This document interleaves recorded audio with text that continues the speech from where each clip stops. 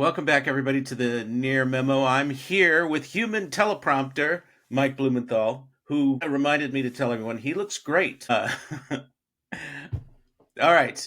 Episode 215, brought to you by GatherUp, gatherup.com. Thanks very much, GatherUp, for supporting the podcast. Mike was a co-founder of GatherUp. They do a great job, etc., etc. And now, although for the purposes of the FTC, I no longer have any commitments financial or stake or relationship conflict of interest. Conflict of interest. I am Right. conflict of interest free. Yes. Well, that was the only quasi-promotional remark we will make about GatherUp until the end of the program. Now, let us continue. Today's items will be new notifications, new Google dashboard notifications, and miscellaneous. Mike, clarify what that item is, because I'm not doing a good job.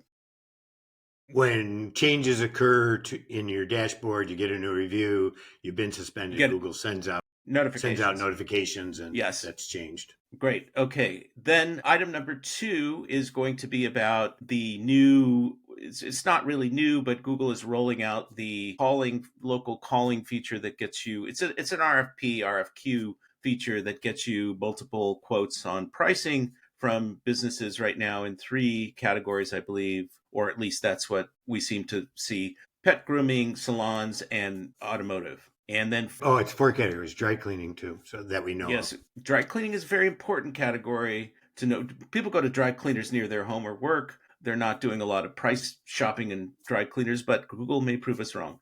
And then finally, there's a lot of stuff going on with ChatGPT, and we're going to talk about their new agent. We're going to talk about their sort of move into e-commerce, and then the discovery that's sort of popping up on LinkedIn of more and more Google Maps links in ChatGPT local results. And what does that mean for the future of local search on ChatGPT? So we have a lot of stuff to talk about as always. Let's jump into it. Sure. Take it away on the dashboard. Google Business Dashboard has always had a broken communication system where some changes alerts would be sent to the manager, some changes alerts would be sent to the owner, primary owner, secondary owner. It was very unpredictable whether any given thing like a new review or a suspension or a verification issue or a pending edit, any of those types of notifications, where they would go. So you never would know whether you'd get them or you wouldn't get them. And quite frequently, the owners wouldn't get the important ones, the managers would, which never made any sense.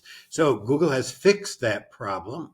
They now send many, many more notifications. The problem here, though, is that when you have a lot of locations in your account, I have some. Let me jump in for a second and clarify something. So one of your complaints was notifications were going to different people. What's happening now? Are they going to one person or are they going to everybody? They're going to everybody. So whether you're a manager or an owner, you're now, I think, getting all the notifications. Primary owners, secondary owners, and managers, I believe, are now getting all of the potential notifications. What about extended family members? Only if you've added them to your GBP profile as a manager. They're now going, needless to say, the number of notifications has increased for virtually everybody. The problem is that if you have a lot of locations in your account and like I have north of 3,000 that are one way or another, I'm related, interested in following, managing, working on, then all of a sudden I'm getting inundated with thousands of review notifications, time change notifications, and URL edits, and it's totally unmanageable. And the only way that you can change this notification setting is on a per business, per user basis. So I would have to go to each one of these 3,000 businesses, go into my settings for that business, and click which notifications I want or don't want. Obviously, a totally untenable setting at the moment. And the only way to deal with it that I can figure out is to set up custom filters in your email so that they go someplace. The problem with custom filters is they go someplace and the really important ones aren't visible to you, right? So it's a classic Google sort of, they never fixed it. They finally do. And, they just don't ever. They didn't go far enough. They didn't go far enough. Well, this sounds like a classic job for AI, right? This is a perfect situation for some sort of AI automated filtering and prioritization. I can't imagine that they won't turn Gemini on this. Or a better interface in the dashboard that would allow me to globally make changes to this sort of setting so that I could Right. say, I want this from this categories or this Right. from this Prioritize business reviews part. versus Right. hours changes or something like that. Exactly. Whatever. Right. Yeah. So anyways, it's fixed, but still broken. Okay. Well, exciting update there.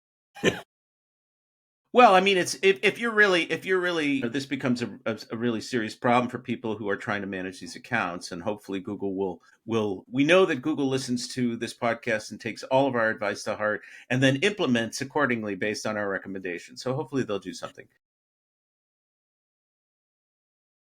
Here's hoping. Yeah. All right. So moving on to the feature that Mike actually wrote about and we talked about some time ago. And my brain freezes every time I want to talk about this because they're using conflicting brand names. It is called Call for Me. Ask for me. It's called. Or Ask for Me. Yes.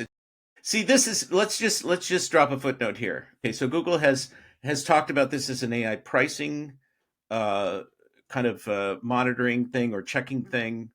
Right. And in their recent press release, they called it Have AI Check Pricing. Right, check That's prices. what they called Okay, so they called it in that. the press release. But in reality, which it's now visible to you and me, it's called Call for Me.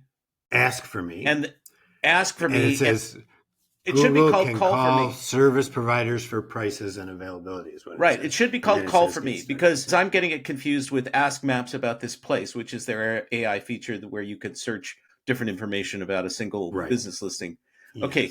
So Google this feature is terrible. A function terrible at naming, terrible at branding. Terrible at branding. Even this is part of the Gemini upgrade where Pro 2.5 Gemini is now part of AI mode and is going to be available to people who have Google AI Pro and AI Ultra subscribers. And if you are in Google Labs, you will get a limited access to it in AI mode, which is why you and I can now see it. I'm a Google Pro or a Gemini Pro subscriber also. So that's why you're seeing it. I'm seeing it because I'm in Google Labs. Yeah, I have Labs turned on as well. How about if I do a quick screen share? Yes. Show the folks at home what it looks like, and for people that are listening audio only, we will describe this in a painstaking way, step by step. Yes. So I'm going to share my screen. While you're bringing your screen up, it typically appears below the map pack, and it's a prompt, like AI mode is a prompt. Right. Okay. And it's currently visible. This is a mobile screen that you're showing. This is a mobile screen. Dry cleaning near me. I have my location set to Dartmouth. Here, can you enlarge this in any way? Let me switch to the. Can you see? Yeah, this is the desktop view. Yeah. Okay, so that's more clear. It's a little bit bigger. Right. So this was salons near me. So there's a pack. And then there's two organics. Is the pack in the number one position, or are there in ads this particular? It's the number one position. Yeah. I did something similar on dog grooming, where again, pack is number one. People also then ask, Yelp. and then a couple organics, and then Yelp, and then it's then there. The Petco. Interestingly, it's on salons, it's on dry cleaning, it's on dog grooming, it's on car repair, automotive. Yeah. Let me just check real quick. Car repair, but interestingly, it's not on barbers. There it is. It's on car repair, but it's not on barbers, even though it's on salons. So it's not clear all the categories it's in. We found these four. Because we know that men who go to barbers don't need to check prices. That's why it's not appearing on barbers. Could be. Men actually are much more price sensitive than women about right. So that's you wouldn't pay beyond a certain threshold. That's hence price sensitivity. Okay, back to the demo here. We're on auto repair. Auto repair. So let's say I want an oil service. I have to tell it.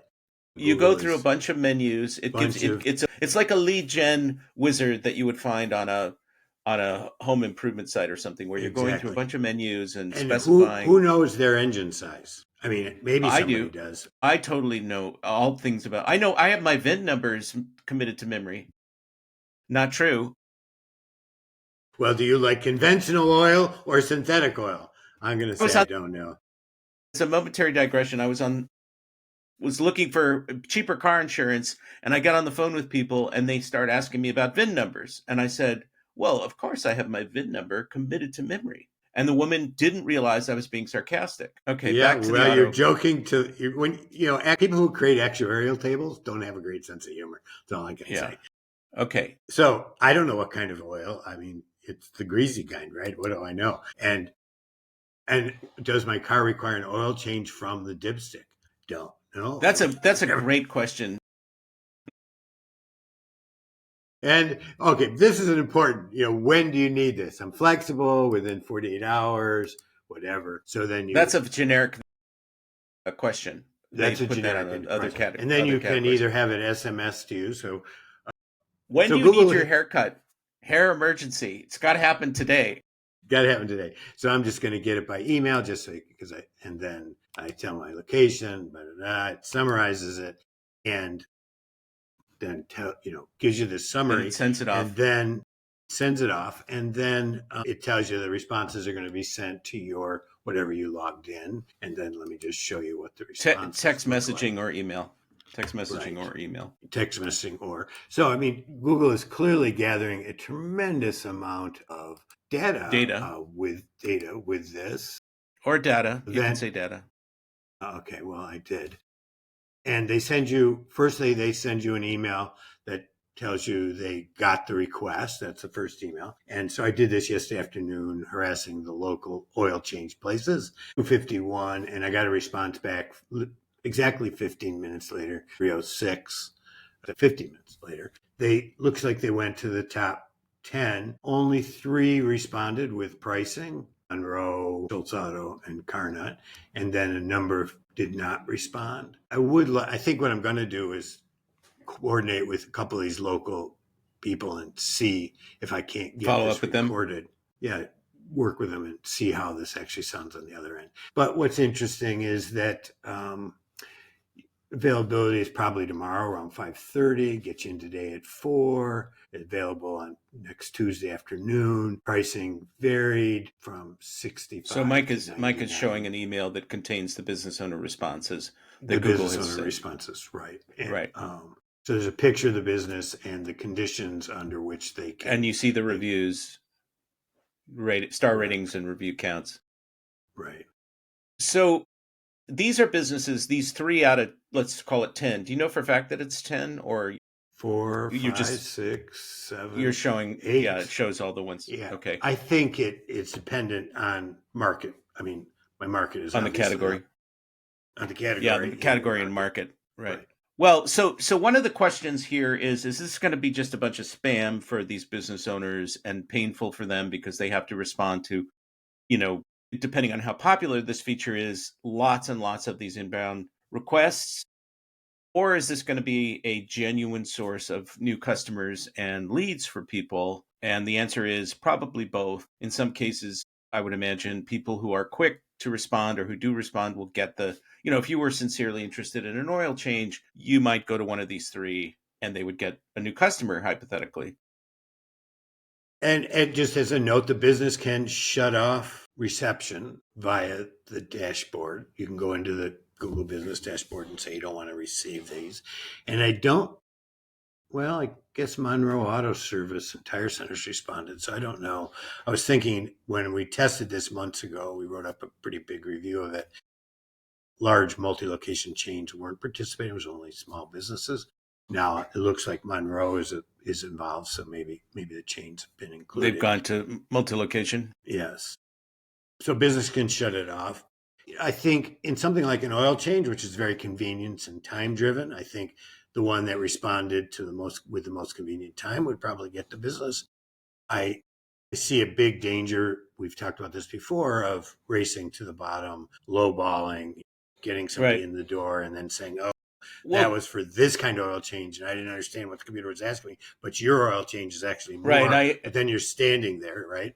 And the other nefarious possibility is keeping a competitor's phone occupied by Google. Yeah. So this reminds me a little bit of an app that launched years ago and ultimately got bought by Home Depot, and I don't know what Home Depot's doing with it. Red Beacon, which was promoted as open table for services or local services, right? So it was supposed to be something where you would use their app to get, it was a request for quote app, and then they would track the transactions. Everything was captured within the app, and this is how they would prove ROI to the local service vendors, and this would be a convenience for consumers. And in 8 out of 10 cases, because you're talking about home services, so they started out without the ability to upload pictures and other things, and then they added that later and made it much more expansive in terms of the information that you could submit. But in most of these cases, the person would say, I need to talk to you. I need to come out and see it. I can't give you an estimate without seeing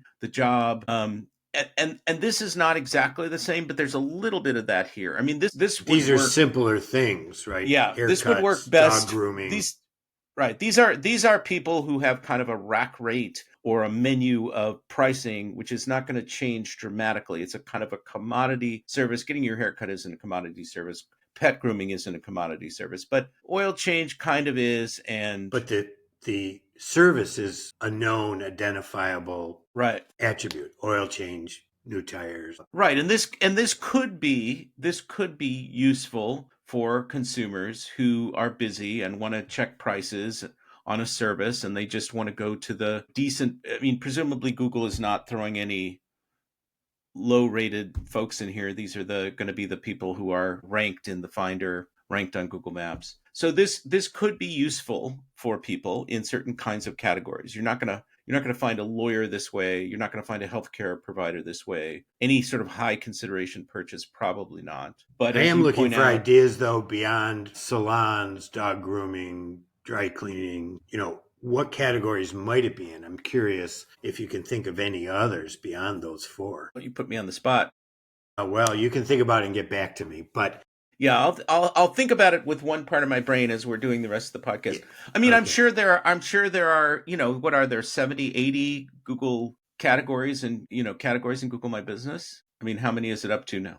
Yeah, okay, 4,000 categories. These are local services ads that actually I was thinking of. But yes, okay, 4,000. That's about 100 local service ads. But okay. I don't know, is dog grooming? I don't think dog grooming, dry cleaning, salons are in local service ads, are they? Salons might be. No. I just had this number pop into my head, and I just didn't remember it was local service ads. Yeah, I mean, you could take all 4,000 categories and upload them to ChatGPT or Claude or somebody, Grok 4, and say, Google's got this new product. It's designed to work in these situations. Which of these categories is most likely to be added next? And I'm sure it would give you a list of perhaps hundreds. But it's kind of, I'm using commodity kind of loosely. It's a kind of commodity service or a standard pricing service. We'll have to wait and see whether this is beneficial for small businesses. I think, long time ago, we talked about Aaron Weike's research at Lead Furno, where he did a bunch of mystery shopping and found out most businesses don't respond in a timely way to bona fide leads. And that's well established from before his research. And so the folks that are responsive, well rated, et cetera, will probably get some leads out of this. I think we could imagine. I can imagine. Again, not that many responded. If I'm in a rush and this is the easiest way, it is motivating for me to call one of them and schedule. Right. You don't. But in the end, it depends on how many people participate and how honest they are about their participation and how satisfied the consumers are with the outcome. But it's an interesting use case of unscrupulous AI. as you know what it is. It's a version of an agent, right? It's an agent, right, which we will talk about in a minute. An AI tool that goes out and does something on your behalf so that you don't have to do all the legwork or all the grunt work. And so with that, let's the only other thing about the agent in this context is it does not expose my email or my name to the business. Only Google emails me back or texts me back. So Google's the only one gaining data in this situation. The business. The business owner will only get data if you're a customer. Right. Exactly. And they solicit it directly. So before we go into the ChatGPT discussion, let's talk about what do you think Google is going to do with this data? So they're created these structured menus that the RFP is based on. So that's probably based on search query data or vertical data that they have access to. And then they're going to What do you think is going to happen with this data? Are they going to factor it back into search somehow? Or what do you think? To It's put not you clear on to the me. spot. Yeah. I They're mean, going to do something with it. obviously it's useful for their advertising system to know what your car I have, right? I mean, in terms of when I'm likely to be searching for another car. I mean, I have a 2016 Honda CRV with 125,000 miles on it. I got you beat. I have a 2007 CRV. Well, there you go. We're both candidates for new cars in some world, not in mine, but in some world. And so I think that's information that Google could crank into their advertising system. I don't know But I mean, about how would the they what other, how would they target you based on associating you, bucketing you in some new hypothetical new car buyer bucket, and then right, who showing likes you those ads? Japanese cars, who's got a car that's 10 years old, those kinds of Right, things. right. But to me, that would be valuable demographics. I don't know about the fact that I have a pet is a valuable piece of knowledge. If I'm asking for a dog groomer, the fact that I use dry cleaning says, I mean, I believe those are interesting buckets in terms of Can't get the demographics. pet hair off your clothes by yourself. No, and my car smells on top of it. So anyways, Yeah, so I we don't can be doubt we that can they're hoovering up every piece of data they can get. well, of course, and this all the AI consumer engagement, the fact that you have to I don't know if this is still true for AI mode, but to get access to AI mode, I had to turn on all the Google tracking stuff, like the web activity that I had turned off. I had to turn that on. So, this is just consistent with their larger mission to get all your data and to use it for themselves in the most profitable way they can. That's their new mission statement. We It want is. all your data and we will use it to make more money, as much money as we can, without regard to privacy or other considerations. I've rewritten the Google mission statement. Okay, on to ChatGPT.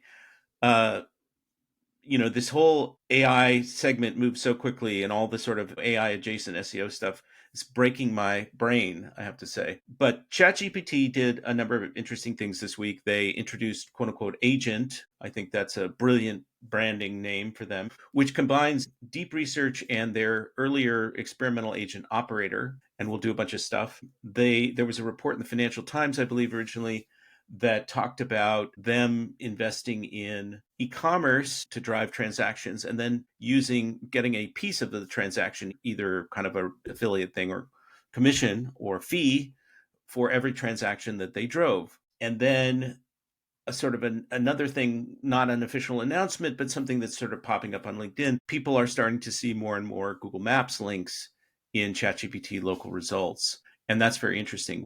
We discussed, I think, last time, this French SEO, Rilko is his surname, made this argument that at least in Europe, or at least in France, ChatGPT was using the Google index and not Bing. Other people have tried to debunk that, but it's just interesting in the larger context. And there was an announcement that ChatGPT is officially now using Google Cloud. That was something that was known, but they acknowledged it officially. So a bunch of interesting stuff there. Mike, where do you want to jump in? Well, I wouldn't doubt that there's some sort of quid pro quo between ChatGPT using cloud and Google not looking the other way blocking if them. they're not blocking them, right? I would imagine that's kind of quid pro quo that could easily occur. When I go into ChatGPT here, I do find, like, I asked it what it uses to evaluate local businesses, and it said, well, it looks at Google reviews and ratings. I said, okay, tell me the Google reviews and ratings, and it could or wouldn't. So I don't know that it's a consistent thing. I don't even know if it's that common. It certainly looks elsewhere, at least in the United States, before it looks at Google. I mean, Yelp and TripAdvisor and Wedding Wire and these other sites where the company is unlikely to sue them, So it's not clear to me where that whole thing's going. The agentic stuff is interesting only in the sense that I have a hard time believing that I would be willing, or that many people would be willing, to give an unreliable agent their credit card number or deep access to their emails, to their or calendar, their their scheduling, email. their calendar. I mean, I can't think of a worse privacy nightmare than that. So I am incredibly skeptical. And in fact, if you read Altman's tweet yesterday about the agent, he was very cautionary about those things. They don't know how, or if nefarious players could access your information. They're not. And the answer is that they will certainly try. I mean, They will. hackers will certainly go after this once there is some trove of personal data and credit card information that people have associated with these agents, absolutely they'll be hacked. Right. And But so it's not an all or nothing proposition, though. It's not like I give over all my information to enable the agent or I give none of the information. I mean, I think there are scenarios like the ask for me, call for me feature that we just talked about in Google that is privacy safe, at least in theory, except from Google, but from the businesses, and doesn't require you to divulge sensitive information or information that you're uncomfortable giving up. I think there's, and obviously OpenAI has a browser that they're building. Perplexity announced the Comet browser. There are at least 4 or 5, Gemini's in Chrome. There are 4 or 5 other sort of ankle biters running around that have announced. Opera has an agentic browser or has an AI browser, which is different from agentic. But I think this is what's going to be, one of the questions we asked, I think either last week or previously, is what will get people to give up their existing browser and move to a new browser that has these AI embedded features. And one answer to that question is a bunch of agentic capabilities that will do stuff for you. There's a browser called GenSpark. It's a company that offers more than a browser, but they have a browser. One of the things, shoot me if I said this already, one of the things that they claim to be able to do is to do price comparisons while you're on a site. You see a big screen TV or a flat screen TV, and you want to see if it's cheaper somewhere else. And they'll do that search right when you're in that window. And so you'll see immediately, oh, I can go over to a different electronics store, Walmart, Best Buy, whatever, and I can get it there for $100 less. When I did that, in actuality, that's one of their use cases. It didn't work, but that kind of thing would be quite appealing to people, and it doesn't involve any sacrifice of personal information, I think. So there's a lot of use cases that I could imagine for agents that are pretty interesting and consumer friendly. Yeah, although in this case, when you read the tweet from Altman, it's quite clear that this is release early and fixed later on a security basis.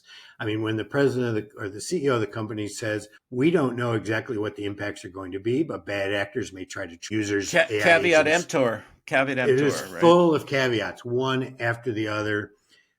About what are the risks, but it's worth it to us to roll this out now to see what the risks are going to be. I mean, I hate being somebody's guinea pig on a privacy experiment. That to me is the last place I want to be, but that's where we're all guinea pigs on a privacy experiment everywhere. I mean, everywhere. It's true. We are. In the United States, it's probably the worst of all of them. But this is a particularly egregious case because it can have deep access, and if you're not being thoughtful about it and you give it access to all your emails that came in overnight, this is an example he gave, tell it to take action on them, bad things could happen. You could fire 500 people more than already just got fired in your email. Who knows? But so on the e-commerce front, I mean, I think this is a very interesting development. One of the motivations apparently is revenue. This is going to be a revenue model for OpenAI. They've got subscription revenue, advertising is probably coming, and they're going to do this quasi-affiliate thing or commission-based thing with e-commerce. One of the interesting things, two points about e-commerce and AI. One is that there's some third-party data that I saw that talked about, quadruple digit growth in use of AI for shopping over the recent Prime Day. I call it a holiday, 4-day period. So, Perplexity, OpenAI, and others, ChatGPT, saw Claude, perhaps, I don't remember if Claude was in there, saw some enormous growth of people doing shopping queries or doing product comparisons. And in surveys that I've run, product research is a very common AI use case for people, surprisingly so. And so this makes a lot of sense. I'm sure ChatGPT is seeing these kinds of queries in its own data and deciding we really want to kind of invest in this area and build it up. And they previously sort of telegraphed that in a blog post. And it leads me to think about local and whether or not they're going to invest comparably in local, or whether they think they can kind of get by with Google Maps links. And, I wrote earlier this week about a very low sample size survey that was done by a SEO agency for PR purposes, but it had some interesting stuff in it. It was only 125 respondents, so you can't really take too much away. But one thing that was definitely valid was people trust Google a great deal more for local information than they trust AI. And this is the chasm that ChatGPT has to cross. And one of the questions is, how do they do that? We don't need to, Well, it's an I interesting mean, question in the product arena, though, because Google has feeds from almost every merchant, big and small now, right, in product. So Google has this structured data, which makes, I don't understand how ChatGPT could succeed in product without that depth of so I, information. I disagree. I disagree with you on this because I think what you're getting in the product graph is a bunch of self-reported information, a bunch of product specs, which are important to people depending upon the scenario. I want something that's this size and not that size. But the evaluation of those products, Qualitative assessments.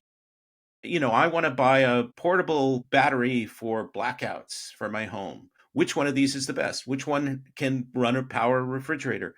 ChatGPT, I did that I research. did it too because there's Yeah, a new and company. ChatGPT does a great job. It gives you comparisons and you can ask questions, and the sort of structured data that you get in the shopping UI on Google is not helpful. It's not that helpful. I mean, David loves it, but it's reviews information, but it's much easier and it's much easier to do this kind of thing on ChatGPT. I've got these three that I'm comparing and show me the pros and cons of each, and what do people say that's negative about this one? What do people like about that one? It works Yeah, perfectly fine. I've solved this problem by not buying anything. If I need a new Yeah, well, shirt, I get it for that's the Christmas.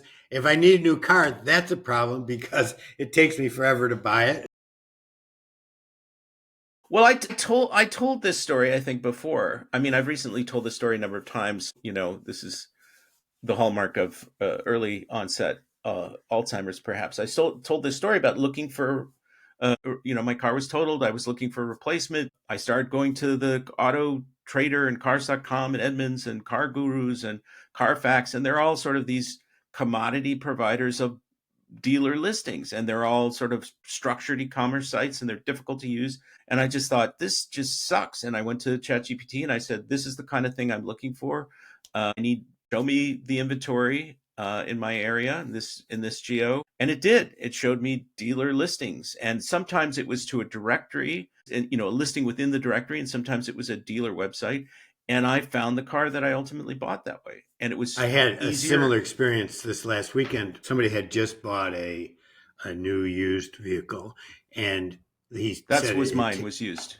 not Yeah. you, yeah. His was a similar situation, and he said he spent like a week figuring it out. And I said, what were the criteria? He wanted it less than 25,000. He wanted an SUV, he wanted hybrid, and wanted it reliable. So I typed those four things into ChatGPT, and the number one choice was a Honda CRV 2016 to 2019 CRV hybrid, and that's what he had. That's what he landed on. Was that? That's what he bought. That's what he bought after spending a Right. week. And I, That was my experience. It's like it worked really well, and I bought the car. I spent $22,000 on the car. That's a very high consideration purchase. ChatGPT was a better user experience, and it ultimately led me to the car that I purchased. yeah. And so I think there's a bright future for AI shopping, and I think I just don't Google understand how needs. you get from there to the purchase, though, right? Without Well, no, having the graph. you have to go to the dealer website. I mean, so I clicked through, I looked at the car on the dealer website or on the aggregator website, and then I contacted the dealer, in the so in this case it may have been an aggregator website, and they all have these lead gen forms. Ask the dealer if this car is still available. And then I interacted with the dealer. So what the dealer would see is that the dealer gets the lead from Carfax or Car Gurus or whoever it is. They're all kind of interchangeable, and they think my investment in this site is really worthwhile because this is where the lead came from. But they have no visibility that it's really was ultimately from True. AI. Yeah. We So live in sort of to interesting times. Yes, we do. And to sort of close out, I mean, I am hopeful. Somebody made I think it was Adam Dorfman that I was talking to the other day from Birdseye now, Bird Eye rather, not Birdseye. Birdseye is a frozen food company. Or is it Birdseye? It's Birdseye, not Bird Eye. Bird Eye is the reputation company. Birdseye is the frozen food company. Anyway, Adam and I were talking about the analogy to Facebook with ChatGPT and local, because of course Facebook tried to buy Waze, and they tried to approach local multiple times in multiple ways, and they never had a breakthrough. They never really did it. people And still do I local talked to lookups on. Perry Evans about that, and the reason was they never could figure out how to have a $1 billion win in local, right? In other words, Facebook's criteria was, yeah, we'll get involved in anything that can give us this, and they didn't care how much it cost them. They just couldn't see their way clear to a high value win. Well, Quick. and their Go ahead. didn't mean I to mean, interrupt that's you. No, and no. their incentive to build a great consumer experience in local disappeared because they got all the small business advertisers. They didn't need to create the consumer experience to attract the advertisers. All these small businesses use Facebook to market, and they also, they also had whatever billion number of consumers. So they didn't. It wasn't a requirement to build a product that would create a marketplace. They didn't need to do that, and so they figured, oh, we don't have to do that. We won't. But as a Although result, now they've successfully built a used marketplace. I mean, they've yeah, but it's effectively it's replaced Craigslist. yeah. I don't know the answer to that. I mean, Craigslist is still sort of limping along, I think, and people still use it. And the Facebook Marketplace is full of spam, as far as I know. But yes, it's there. It's there. And they built a marketplace. Okay. All right. Well, thank you for indulging us in all of our kind of crazy Meanderings. editorial comments and digressions. Thanks for listening, whether you're doing it on YouTube or on your favorite podcast distribution platform. Thanks again to our sponsor, GatherUp, for supporting the podcast. And everybody, I need to come up with some kind of consistent way to close this. I keep improvising every time and it's very awkward. So what would you suggest? We'll hopefully have you listen to us next week. That's a little tentative, but okay. Okay. We'll Hopefully go with that we'll for see now. you again next week. Yes. All right. Bye-bye.